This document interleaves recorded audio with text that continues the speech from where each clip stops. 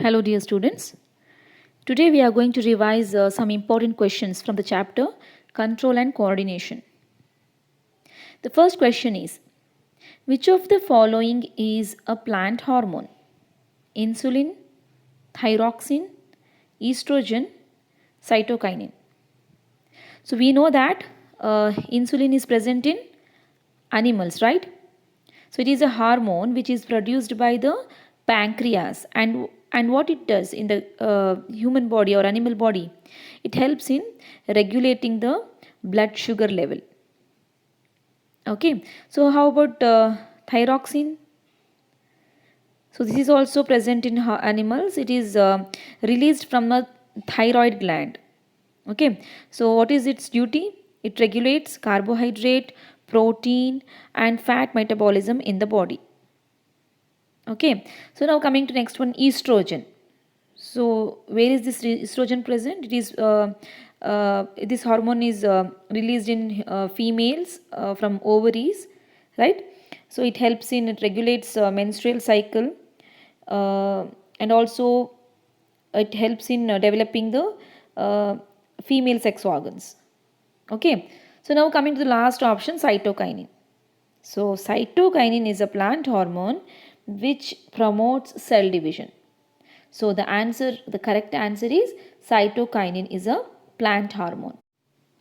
Second question is, the gap between two neurons is called a dendrite, synapse, axon, impulse.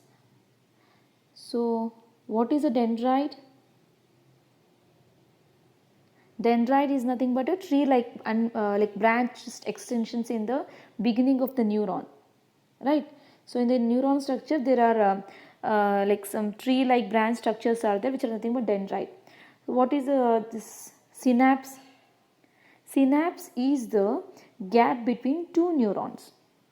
Okay, so two neurons means this is a gap between the nerve ending and the nerve ending of one neuron and dendrite of another neuron. So that gap is there, no, that is nothing but synapse. Axon, you know that it is a long slender projection which is there in the neuron that connects the cell body to the nerve ending, right? So then what is impulse? Impulse is nothing but a electrical signal produced by a neuron. Okay, so the what is then the gap between the two neuron is nothing but synapse. Okay, next one, which part of the brain maintains posture and equilibrium of the body?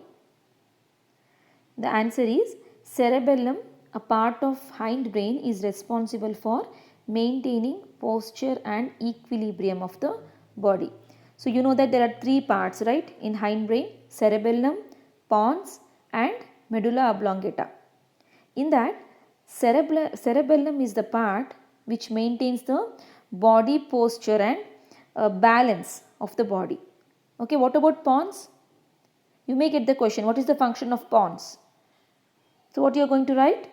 It regulates the respiration or breathing process. And how about medulla oblongata? So its function is to control the involuntary actions like heartbeat, BP, that is blood pressure, digestion, etc. So involuntary actions means which we cannot control, right? So these actions can be controlled by medulla oblongata.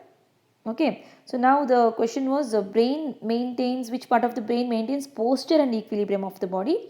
The correct answer is cerebellum, a part of hindbrain, is responsible for maintaining posture and equilibrium of the body.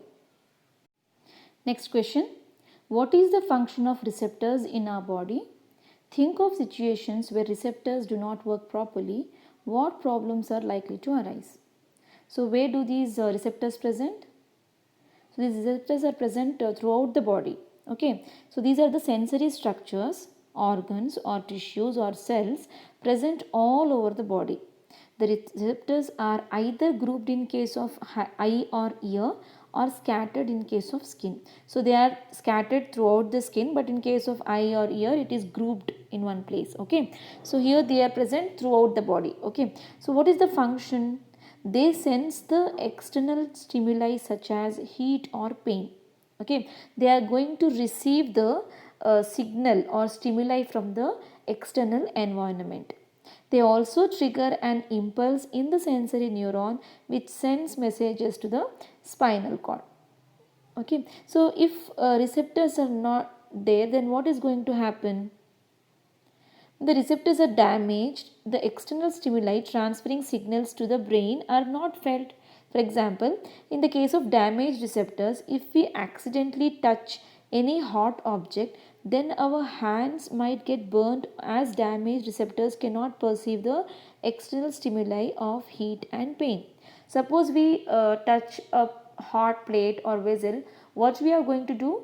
We are going to lift our hand immediately, right? It is because of the presence of the receptors. If receptors are not there or if the receptors are damaged, then what we are going to do? We are going to hold that vessel for a long time, which results in the burning of our hand.